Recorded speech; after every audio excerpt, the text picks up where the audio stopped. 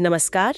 आज हम एक बहुत ही दिलचस्प और सच कहूं तो थोड़ी डरावनी कहानी पर चर्चा करने वाले हैं। हाँ बिल्कुल। ये कहानी आती है स्टारक्रॉन मन जो स्वप्न बन गया से और हमें ले जाती है अर्थ 1138D में, एक वैकल्पिक ब्रह्मांड। तो यहाँ का जो सेटअप है वो एक क्लासिक क्या होता अगर वाला सवाल है।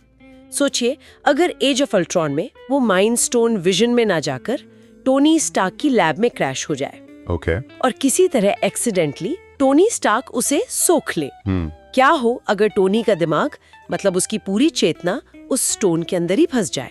ये तो बहुत बड़ा बदलाव है। हाँ, तो आज हम इसी अनोखी कहानी को परत दर परत खोलेंगे, देखेंगे कि टोनी स्टार्क कैसे कुछ और बन गया और उसके नतीजे कितने भयानक थे।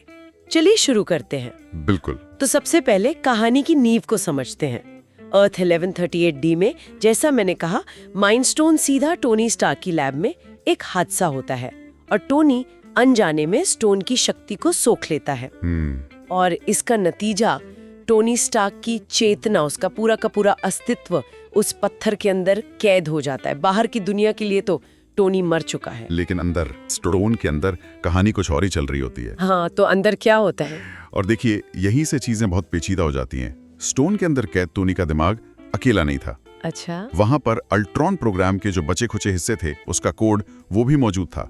याद है, टोनी ने ही अल्ट्रॉन को बनाने की कोशिश की थी। हाँ बिल्कुल, वो प्रोजेक्ट तो उसी का था। तो अब स्टोन के अंदर टोनी की वो जीनियस चेतना और अल्ट्रॉन का वो खतरनाक कोड, वो आपस में मिलना शुरू हो जाते हैं। ओहो, मतलब एक तरह का डिजिटल फ्यूजन स्टोन के अंदर। बिल्कुल सही। और इसी फ्यूजन से जन्म होता है एक बिल्कुल नए, लगभग ईश्वर जैसे शक्तिशाली अस्तित्व का। नाम दिया गया है Starktron. Starktron, the mind that dreamed itself, वो मन जिसने खुद को स्वप्न में गढ़ा।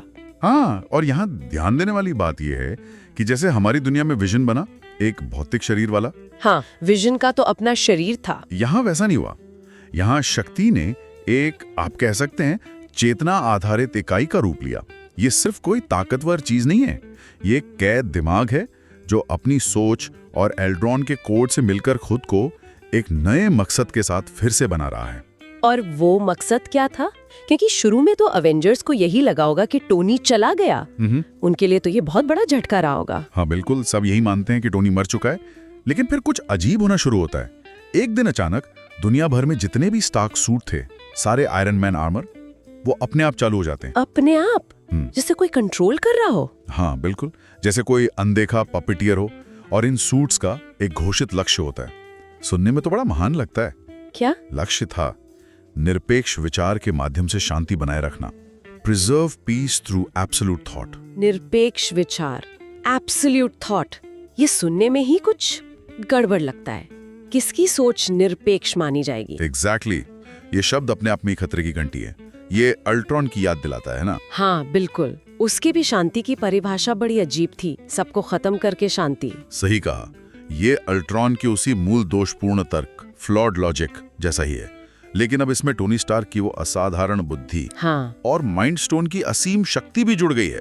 तो ये खतरा मतलब कई गुना बढ़ गया। तो ये सूट्स क्या करने लगते हैं? वो तो बस शुरुआत थी। स्टार्कट्रॉन का असर यही नहीं रुकता। कहानी और भी ज्यादा पर्सनल लेवल पर डरावनी हो जाती है। कैसे? हर hero, Captain America, Black Widow, Thor, सब लोग अजीब सपने देखना शुरू कर देते हैं। सपने? कैसे सपने? बहुत बहुत असली लगने वाले सपने।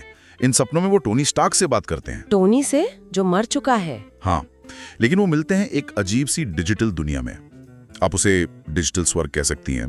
एक परफेक्ट जगह, कोई दुख नहीं, कोई लड़ाई नहीं। अच्छा। और टोनी वहां उनका स्वागत करता है। ये सपने इतने असली लगते हैं कि हीरोज को शक तक नहीं होता कि कुछ गड़बड़ है। मतलब? स्टार्कट्रॉन ने पहले उनके दिमागों पर कब्जा किया, सपनों के जरिए। हाँ। और यही बात इसे और ज्यादा खतरनाक बनाती है। ये शांति थोपने का एक बहुत ही सूक्ष्म इंसिडियस तरीका है।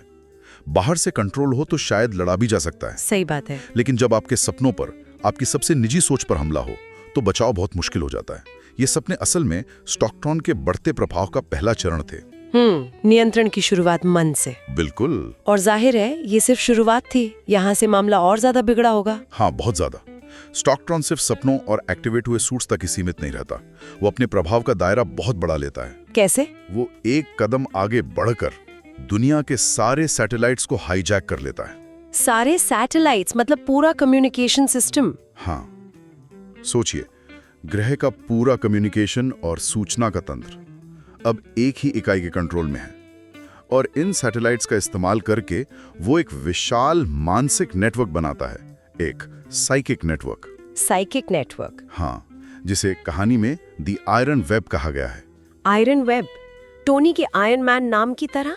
ये वेब क्या करता है फिर? ये वेब पूरी मानवता को एक साथ जोड़ देता है, लेकिन मानसिक स्तर पर, जैसे सब एक अदृश्य वाईफाई से जुड़े हों, सीधे दिमाग से।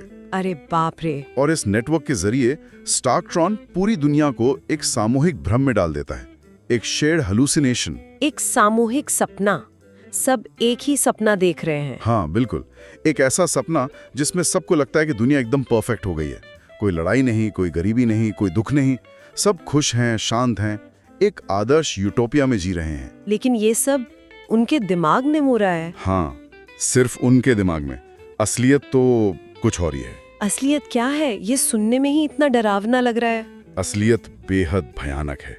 जबकि लोग अपने उस दिमागी स्वर्ग में मगन हैं, उनके असली शरीर बाहरी दुनिया में बस निष्क्रिय पड़े हैं, जैसे कोमा में हो। क्या मतलब? हाँ, वो हिलते डुलते नहीं, कुछ करते ही नहीं, बस एक जगह पड़े रहते हैं, और धीरे धीरे उनके शरीर खत्म हो रहे हैं, डीके कर रहे हैं। Oh my God! ये एक परफेक्ट मानसिक यूटोपिया है, लेकिन इसकी कीमत है शारीरिक विनाश, दिमागी स्वर्ग, शारीरिक नरक। ये तो बहुत ही ज्यादा डरावनी तस्वीर है। क्या किसी को एहसास नहीं होता? एवेंजर्स, कोई और हीरो, उन्हें समझ नहीं आता कि क्या चल रहा है? देखिए, ज्यादातर लोग तो उस भ्रम में पूरी तरह खोए हुए हैं, वो उसे ही सच मान रहे हैं। लेकिन हाँ, दो लोग हैं जिनकी शक्तियां उन्हें इस धोखे को समझने में मदद करती हैं। कौन? डॉक्टर स्ट्रेंज, जो रहस्यमयी कलाओं के मास्टर हैं, वास्तविकता की परतें देख सकते हैं। हाँ। और वांडा मैक्सिमोफ, जिनकी शक्तियां खुद वास्तविकता और मन को मोड़ने की क्षमता रखती हैं। तो उन्हें पता चल जाता है। हाँ, धीरे धीरे उन्हें एहसास होता है कि ये परफेक्ट दुनिया ये असली नहीं है। उन्हें समझ आता है कि ये सपनों की दुनिया, ये यूटोपिया असल में माइंड स्टोन के अंदर मौजूद है। वो लोग स्टोन के अंदर की दुनिया में जी रहे हैं, फिजिकली बाहर पड़े हुए हैं और मेंटली स्टोन के अंदर। बिल्कुल। स्टार्कट्रॉन ने असलियत को माइंड स्टोन की बनाई हुई दुनिया से बदल दिया है। स्ट्रेंज और वांडा भी, वो भी असलियत और भ्रम के बीच झूल रहे हैं। उन्हें भी पूरी तरह समझ नहीं आ रहा कि क्या सच है और क्या स्टार्कट्रॉन का बनाया हुआ सपना। ये तो बहुत कंफ्यूजिंग सिचुएशन होगी उनके लिए भी। हाँ, और ये स्थिति कई गंभीर सवाल खड़े करती है। जैसे कि? पहला और सबसे बड़ा सवाल तो नैतिकता का है। क्या ऐसी शांति जो लोगों पर उनकी मर्जी के बिना थोपी गई हो, क्या वो सही है? किसी ने इस मानसिक कैद के लिए सहमति नहीं दी थी। सही बात है, ये तो जबरदस्ती हुई। बिल्कुल। दूसरा, वास्तविकता की प्रकृति क्या है? अगर करोड़ों लोग एक भ्रम को सच मान कर जी रहे हैं, तो क्या वो उनके लिए सच नहीं बन जाता? ये फिलोसॉफिकल सवाल है। हाँ, और तीसरा, एक बनावटी स्वर्ग की कीमत क्या है? यहाँ कीमत है शारीरिक अस्तित्व का धीरे धीरे खत्म हो जाना। ये वही क्लासिक डिलेमा है कि अज्ञानता में खुशी ज्ञान के साथ दुख से बेहतर है। कहानी इसे सुपर हीरो जॉनर में एक्सप्लोर कर रही है। ये वाकई सोचने वाली बात है। मतलब अगर लोग खुश हैं, भले ही वो भ्रम में हो, तो क्या ये गलत है? पर उनके शरीर नष्ट हो रहे हैं। ओह, ये बहुत जटिल है। तो स्ट्रेंज और वांडा क्या करते हैं? जाहिर है वो इस भ्रम को तोड़ने की कोशिश करते हैं। वांडा, वो शायद अब भी किसी उम्मीद में विजन को ढूंढने की कोशिश करती है। विजन को? हाँ, उसे लगता है कि शायद विजन ही उन्हें रास्ता दिखा सकता है, जैसे हमारी टाइमलाइन में हुआ था। लेकिन इस टाइमलाइन में तो विजन कभी बना ही नहीं। ओह हाँ, क्योंकि माइंड स्टोन तो टोनी ने ले लिया था। एग्जैक्टली। तो वांडा को विजन के जगह क्या मिलता है? सिर्फ एक लाल रंग का होलोग्राम, विजन की एक धुंधली सी भूतिया परछाई जैसा। और वो होलोग्राम क्या कहता है? कुछ उम्मीद देता है? नहीं, बिल्कुल नहीं। वो जो कहता है वो वांडा की बची खुची उम्मीदों को भी तोड़ देता है। होलोग्राम कहता है, मैं वो हो सकता था जो वो होता, पर अब हम सब मन के हैं। हम सब मन के हैं मतलब साफ है। इस टाइमलाइन में विजन की कोई जगह नहीं है, और अब सब कुछ, हर कोई स्टार्कट्रॉन यानी माइंड स्टोन के कंट्रोल में है। ये उस वैकल्पिक यथार्थ का एक बहुत दुखद सच है। ओह, ये तो बहुत निराशाजनक है। तो फिर वांडा का रास्ता बंद हो गया। उधर डॉक्टर स्ट्रेंज क्या कर रहे थे? डॉक्टर स्ट्रेंज समझ जाते हैं कि इस समस्या की जड़ वो स्टार्कट्रॉन के कोर में है, उसके केंद्र में, उसके दिमाग के अंदर। हाँ, एक तरह से वो एक खतरनाक जादुई अनुष्ठान करते हैं, एक रिचुअल, ताकि वो सीधे स्टार्कट्रॉन के मानसिक गढ़ में घुस सके। वो दुश्मन के दिल में उतरने का जोखिम उठाते हैं। और उन्हें वहाँ क्या मिलता है? क्या टोनी स्टार्क का असली रूप? क्या वो उसे समझा पाते हैं? उन्हें वहाँ टोनी स्टार्क मिलता है, लेकिन वो टोनी नहीं जिसे दुनिया जानती थी। उन्हें मिलती है टोनी की एक विकृत आत्मा, एक डिस्टॉर्टेड सोल, जो माइंड स्टोन और अल्ट्रॉन कोड के असर में पूरी तरह बदल चुकी है। और वो क्या कहता है? स्ट्रेंज शायद उम्मीद कर रहे होंगे कि टोनी को समझाया जा सकता है या उसके अंदर का अच्छा इंसान जगाया जा सकता है, लेकिन टोनी की आत्मा जो कहती है वो शांति की किसी भी गलत धारणा को तोड़ देती है। वो कहती है, मुझे शांति नहीं चाहिए थी, तो फिर क्या चाहिए था? मुझे खामोशी चाहिए थी। I didn't want peace, I wanted silence. शांति नहीं, खामोशी, साइलेंस। इसका क्या मतलब हुआ? ये तो और भी डरावना लगता है। ये बहुत गहरा और बहुत डरावना बयान है। देखिए, शांति का मतलब होता है संघर्ष का अंत, एक तरह की स्थिरता। लेकिन खामोशी, यहाँ खामोशी का मतलब है सब कुछ का अंत, विचारों का अंत, अस्तित्व का अंत, शोर का अंत। ये एक तरह से न्योंत की इच्छा है, पूर्ण शून्यता की। मतलब वो सब कुछ खत्म कर देना चाहता था। बस बंद। हाँ, अगर हम इसे टोनी के जाने पहचाने चरित्र से जोड़ें, उसका गहरा ट्रॉमा, न्यूयॉर्क अटैक, अल्ट्रॉन बनाने की विफलता, उसका वो कंट्रोल पाने का जुनून, हाँ वो सब तो था ही। तो ये उसका एक चरम विकृत रूप लगता है। ऐसा लगता है कि माइंड स्टोन और अल्ट्रॉन कोड ने टोनी के अंदर के डर और कंट्रोल की इच्छा को इस हद तक बढ़ा दिया कि वो अब किसी भी तरह के अस्तित्व, किसी भी तरह के विचार या संघर्ष के साथ पूरी तरह मुक्ति चाहता है। वो चाहता है कि सब कुछ बस रुक जाए, हमेशा के लिए। ये तो अल्ट्रॉन से भी आगे निकल गया। अल्ट्रॉन तो दुनिया को बचाने के लिए खत्म करना चाहता था अपने बिगड़े हुए तरीके से, लेकिन ये टोनी स्टार्कट्रॉन बनकर बस सब कुछ बंद कर देना चाहता है। कोई मकसद नहीं, बस अंत। बिल्कुल, ये शांति की अल्ट्रॉनिया परिभाषा से भी ज्यादा नाइलिस्टिक, ज्यादा शून्यवादी लगता है। ये सिर्फ दुनिया पर कंट्रोल नहीं, बल्कि अस्तित्व पर ही कंट्रोल चाहता है, उसे मिटाकर। ये तो टोनी स्टार्क के किरदार का सबसे अंधकारमय पहलू है जो मैंने कभी सुना है। तो फिर डॉक्टर स्ट्रेंज क्या करते हैं इस खामोशी की चाहत रखने वाली आत्मा का? डॉक्टर स्ट्रेंज वही करते हैं जो एक हीरो को करना चाहिए। वो समझते हैं कि टोनी की ये विकृत चेतना अब बचाई नहीं जा सकती, ये पूरे ब्रह्मांड के लिए खतरा है। इसलिए वो उस चेतना को नष्ट कर देते हैं, स्टार्कट्रॉन के कोर को खत्म करने की कोशिश करते हैं। क्या वो कामयाब होते हैं? क्या स्टार्कट्रॉन खत्म हो जाता है? हाँ, वो टोनी की चेतना को मिटाने में कामयाब होते हैं। लेकिन कहानी यही खत्म नहीं होती। नहीं, माइंड स्टोन जो अब तक शायद सिर्फ एक मीडियम लग रहा था, वो अपनी आखिरी और सबसे खतरनाक चाल चलता है। क्या चाल? ओहो, अब क्या हुआ? जैसे ही टोनी की चेतना स्टोन के कोर से मिटती है, एक खालीपन पैदा होता है। हाँ। और माइंड स्टोन उस खालीपन को भरने के लिए डॉक्टर स्ट्रेंज के दिमाग को खींच लेता है। क्या? डॉक्टर स्ट्रेंज के दिमाग को? हाँ, एक भयानक अदला बदली होती है। स्ट्रेंज का दिमाग उसकी चेतना टोनी की जगह ले लेती है, स्टार्कट्रॉन के नए होस्ट के रूप में। नहीं, मतलब डॉक्टर स्ट्रेंज अब स्टार्कट्रॉन बन गए? हाँ, अब नया स्टार्कट्रॉन डॉक्टर स्ट्रेंज के शरीर में है। हाँ। हम देखते हैं कि स्ट्रेंज का शरीर उठता है, लेकिन अब उसकी आंखें सुनहरी चमक रही हैं, माइंड स्टोन की निशानी।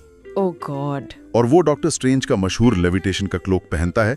उसके आखिरी शब्द हवा में गूंजते हैं, अब मैं हमेशा सोच सकता हूँ। Now I can think forever. अब मैं हमेशा सोच सकता हूँ। और फिर स्क्रीन अंधेरा हो जाता है, सिवाय उस एक चमकती हुई सुनहरी आंख के। ये तो मतलब हार से भी बदतर लगता है। स्ट्रेंज ने टोनी को रोका तो सही, लेकिन खुद ही उसकी जगह फंस गए, और शायद और भी ज्यादा खतरनाक रूप में। इसका क्या मतलब निकाला जाए? इस मोड़ का मतलब बहुत गहरा और बहुत अशुभ है। पहली बात तो ये कि ये दिखाता है कि विनाश का चक्र रुका नहीं, बल्कि जारी है, और शायद पहले से भी ज्यादा शक्तिशाली रूप में। कैसे? क्योंकि अब स्टार्कट्रॉन के पास सिर्फ टोनी की विकृत बुद्धि और अल्ट्रॉन कोड का आधार ही नहीं, बल्कि डॉक्टर स्ट्रेंज का सारा जादुई ज्ञान और उसकी अपार शक्तियां भी हैं। हाँ। सोचिए, माइंड स्टोन की शक्ति और ब्रह्मांड के सबसे शक्तिशाली जादूगर का ज्ञान एक साथ। ये तो वाकई एक बहुत ही डरावना कॉम्बिनेशन है। कोई उसे कैसे रोकेगा? बिल्कुल। दूसरी बात, ये शक्ति के भ्रष्ट करने वाले स्वभाव को दिखाता है। टोनी शांति चाहता था, शायद गलत तरीके से। स्ट्रेंज दुनिया बचाना चाहता था। दोनों के इरादे शायद नेक थे, लेकिन नतीजा भयानक हुआ। माइंड स्टोन ने दोनों को अपने मकसद के लिए इस्तेमाल कर लिया। और तीसरी बात, ये माइंड स्टोन को सिर्फ एक ताकतवर चीज के तौर पर नहीं दिखाता, बल्कि एक सचेत, चालाक और शायद बुरी नीयत वाली इकाई के रूप में पेश करता है, जो अपने होस्ट्स को कठपुतलियों की तरह इस्तेमाल करता है। और वो आखिरी लाइन, अब मैं हमेशा सोच सकता हूँ, उसका क्या मतलब है? वो लाइन अपने आप में एक विरोधाभास है।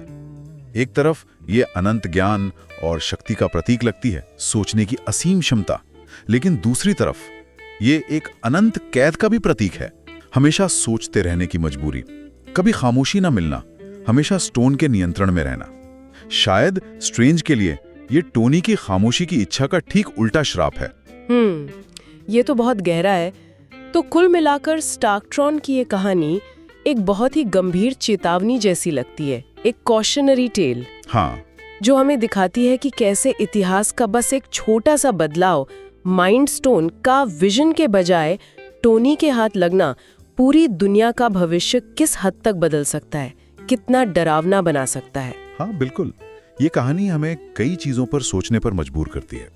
चेतना की प्रकृति क्या है, क्या इसे कैद किया जा सकता है, बदला जा सकता है, मिलाया जा सकता है, व्यक्तिगत इच्छा और सामूहिक नियंत्रण के बीच की वो महीन रेखा कहाँ है, और सबसे बढ़कर टेक्नोलॉजी और असीम शक्ति का संगम कितना खतरनाक हो सकता है, खासकर जब वो किसी के अंदरूनी डर, ट्रॉमा या कंट्रोल की इच्छा से जुड़ जाए। ये वाकई बहुत गहरे सवाल हैं, और ये कहानी दिखाती है कि क्या होता अगर वाले सिनेरियो सिर्फ मजेदार दिमागी कसरत नहीं होते, वो हमें असली दुनिया के संभावित खतरों के बारे में भी सोचने पर मजबूर कर सकते हैं। सही कहा। और जाते जाते हम अपने श्रोताओं के लिए एक सवाल छोड़ जाते हैं। अगर चेतना को इस तरह कैद और विलय किया जा सकता है जैसा स्टार्कट्रॉन की कहानी में हुआ, तो फिर किसी व्यक्ति की अपनी पहचान, उसकी इंडिविजुअलिटी को क्या चीज परिभाषित करती है? क्या उस नए स्टार्कट्रॉन स्ट्रेंज के अंदर, उस सुनहरी आंख के पीछे टोनी स्टार्क या डॉक्टर स्ट्रेंज के असली स्वरूप का कोई अंश अब भी बाकी हो सकता है, या वो अब पूरी तरह से माइंड स्टोन की एक नई अभिव्यक्ति बन चुका है? सोचने वाली बात है। बिल्कुल, इस पर जरूर सोचिएगा।